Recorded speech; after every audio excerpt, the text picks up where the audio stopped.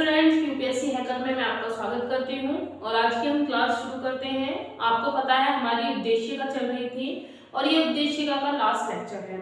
इसके बाद एक संशोधन है, मैं उसको कराने के बाद नेक्स्ट चैप्टर शुरू कर दूंगी। आज हम देख लेते हैं उद्देशिका की अवधारणाएं, यानी कि उद्देशिका के बाद उसमें क्या क्या विवाद आए थे। तो आज हम अपने विवाद पढ़ लेते हैं। देखिए यहाँ पे सबसे पहले लिखा हुआ है बैरूबरी यूनियन के मामले में। बैरूबारी यूनियन के मामला यानी कि 1960, ये वो विवाद है जो आपस में लड़ते लड़ते सुप्रीम कोर्ट तक चले गए। तो ये वही विवाद है, अब हम इन्हें देख लेते हैं। यहाँ पे लिखा हुआ है सबसे पहला बैरूबारी यूनियन के मामला 1960, यानी कि 1960 में ये मामला कहाँ गया था? सुप्रीम कोर्ट में गया था। इस एससी का मतलब है सुप्रीम कोर्ट। तो अब इसे पढ़ लेते हैं। सुप्रीम कोर्ट ने यह व्यक्त किया था कि प्रस्तावना संविधान का अंग नहीं है, यानी कि सबसे पहला जो विवाद गया था 1960 में, तो उसमें एससी यानी कि सुप्रीम कोर्ट ने कहा था कि संविधान का अंग कौन नहीं है? प्रस्तावना नहीं है। प्रस्तावना संविधान का अंग नहीं है। फिर जुलाई 1967 में गोलकनाथ मामले में यह सहमति प्रकट हुई कि प्रस्तावना संविधान के निर्माताओं के मन की कुंजी है। यानी कि सबसे पहला जो कोर्ट में केस गया था उसमें जो हमारे न्यायाधीश थे उन्होंने ये फाइनल कर दिया था कि संविधान यानी कि प्रस्तावना संविधान का अंग नहीं है। लेकिन 1967 में गोकलनाथ के मामले में यह प्रकट कर दिया कि प्रस्तावना वहाँ के जो संविधान बनाने वाले लोग थे उनके मन की कुंजी थी। उन्होंने जो प्रस्तावना लिखी वो बड़े मन से लिखी थी, उनकी ये प्रस्तावना मन की कुंजी थी।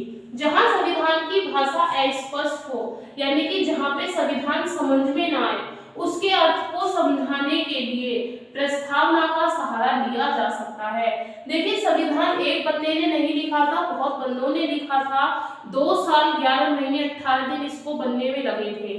तो जहाँ पे संविधान समझ में नहीं आए या लोगों को वो अस्पष्ट लगे, तो वहाँ पे प्रस्तावना का सहारा लिया जा सकता था। ये था पहला विवाद। किसका था? जहाँ पे सबसे पहले प्रस्तावना को संविधान का अंग नहीं बताया था। दूसरे में इसे निर्माताओं का अभिनव यानी कि निर्माताओं के मन की कुंजी बताया था। तीसरे में ये कहा गया था कि अगर संविधान की भाषा अस्पष्ट होती है तो प्रस्तावना का सहारा लिया जा सकता है। अब दूसरे केस पे चलते हैं। दूसरा केस किसका था? दूसरा केस था केशव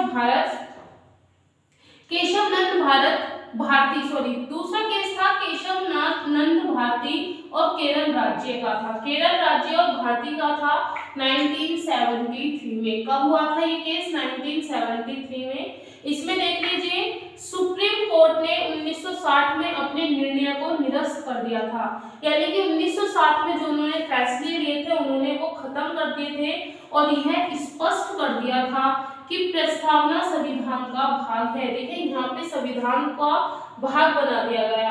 जो 1973 में विवाद आया तो उसमें प्रस्तावना को संविधान का भाग बना दिया गया था और सदन के संशोधन की शक्ति का विषय उसी प्रकार था जिस प्रकार संविधान के अन्य प्रावधान थे। यानी कि यहाँ पे बोल दिया गया था, यानी कि यहाँ पे ये स्पष्ट कर दिया था कि जिस तरह से आप संविधान के बाकी हिस्सों में संशोधन कर सकते हैं उसी तरह से प्रस्तावना में भी संशोधन हो सकते हैं, बदलाव हो सकते हैं। तो दूसरा केस क्या था? इसमें सुप्रीम कोर्ट ने अपने निर्णय को वापस ले लिया था और ये मंजूरी दे दी थी कि जिस तरह से आप संविधान के अन्य भागों में क्या करते हैं, बदलाव करते हैं, उसी तरीके से आप संविधान की प्रस्तावना में भी बदलाव कर सकते हैं। फिर उसके बाद था प्रस्तावना का मूलभूत ढांचा नष्ट नहीं किया जाए तो प्रस्तावना को बदला जा सकता है। यानी कि आप प्रस्तावना को पूरी तरह से नहीं बदल सकते, सिर्फ उसमें छोटे छोटे परिवर्तन कर सकते हैं। आप उसको मूल रूप से नहीं बदल सकते, सिर्फ उसमें कुछ संशोधन कर सकते हैं, कुछ परिवर्तन कर सकते हैं, लेकिन पूर्ण रूप से नहीं बदल सकते हैं। तो पहला मामला आपको समझ में आया, दूसरा मामला समझ में आया। दूसरे मामले में हमें मंजूरी मिल गई थी कि हम प्रस्तावना में छोटे छोटे बदलाव कर सकते हैं। अब तीसरा देख लेते हैं। न्यायमूर्ति रामास्वामी ने इसे खारिज कर दिया, यानी कि जो प्रस्तावना में संशोधन हो रहे थे, प्रस्तावना में जो हम बदलाव कर रहे थे वो किसने खारिज कर दिए? रामास्वामी ने कर दिए। दिए थे। प्रस्तावना को संविधान का अभिन्न अंग बता दिया। उन्होंने कहा कि प्रस्तावना हमारा अभिन्न अंग है और हम इसका बदलाव नहीं कर सकते हैं। जो रामास्वामी ने ये कह दिया था कि जो प्रस्तावना है वो संविधान का अभिन्न अंग है और हम इसका परिवर्तन नहीं कर सकते हैं। और ये विवाद कब हुआ था? ये एसआर और बॉम्बे विवाद 1993 में हुआ था। फिर इसके बाद है संविधान में कुछ इंपोर्टेंट थे जो इन्होंने बताए थे कि सरकार का प्रजातंत्र स्वरूप, संघीय संरचना, राष्ट्रीय एकता और अखंडता, धर्मनिरपेक्षता, समाजवादी और सामाजिक इसके मौलिक संरचना है। जो हमारी प्रस्तावना है वो हमें बताती है कि हम प्रजातांत्रिक हैं, यानी कि लोकतंत्र है, हमारे यहाँ जनता की चलती है। संघीय संरचना है, हम लोगों ने ग्रुप में अपने देश को बचाया है, हम लोगों ने अपने समूह के साथ अपने देश को बचाया है। राष्ट्र की एकता का यहाँ पे प्रतीक मिलता है कि हमारा राष्ट्रीय एकता है। दूसरा, हमारा राष्ट्रीय अखंड है, हमारे राष्ट्र के, हमारे देश के टुकड़े नहीं हो सकते हैं। धर्मनिरपेक्ष, समाजवादी, सामाजिक मौलिक संरचना है। तो ये सब मैंने आपको लास्ट वीडियो में पढ़ा दिए थे कि धर्मनिरपेक्ष किसे बोलते हैं, पथ निरपेक्ष क्या बोलते हैं। अगर आपको पढ़ना है तो आप लास्ट लेक्चर में जाके इसे चेकआउट कर सकते हैं। फिर उसके बाद है ये हमारी प्रस्तावना की मौलिक संरचना थी, तो हम इसे बदल नहीं सकते हैं। बंधुत्व का मतलब था देश में भ्रातृत्व का भावना, यानी कि हमारे देश में भाईचारे की भावना को बनाए रखना। पथ निरपेक्ष का मतलब मौलिक अधिकार, हमें कुछ अधिकार दिए गए थे जिसे हमें लागू करना हमारे लिए वो अधिकार थे, हम उन्हें कर सकते हैं। फिर इसमें है एक संशोधन हुआ था, 42वां संशोधन। आप मुझे कमेंट बॉक्स में बताएंगे कि 42 यानी कि 42वां संशोधन कब हुआ था। इसमें अखंडता, समाजवादी और पथ निरपेक्ष को जोड़ दिया गया था। किस किस को जोड़ा गया था? अखंडता को, समाजवाद को और पथ निरपेक्ष को जोड़ दिया गया था। फिर इसमें आता है मौलिक कर्तव्य, 51वें अनुच्छेद में जोड़ा गया।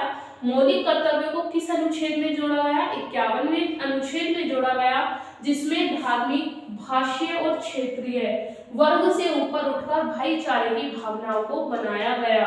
यानी कि जो मौलिक कर्तव्य थे इसमें हमने अपने धर्म को खत्म किया, भाषाओं को खत्म किया, क्षेत्रीय भाषाओं को खत्म करके हमने यहाँ पे भाईचारे की भावनाओं को प्राथमिकता दी थी।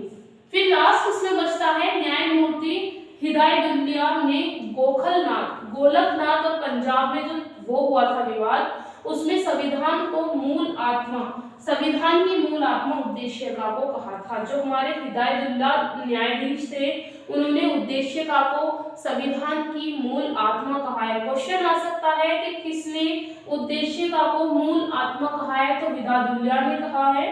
के.एम. मुंशी ने उद्देश्यता को राजनैतिक जन्मपत्री कहा है। किसने? के.एम. मुंशी ने उद्देश्यता को राजनैतिक जन्मपत्री कहा है। तो ये हमारे कुछ विवाद थे उद्देश्यता को, संविधान को लेकर, जो मैंने आपको बता दिए हैं। आज के लिए इतना ही। अगर आपको पसंद आए तो लाइक, शेयर, सब्सक्राइब कीजिए। अगर आपने पुराने वीडियो नहीं देखे हैं तो आप चैनल पे जाके दोबारा देख सकते हैं। आज के लिए इतना ही। Thank you.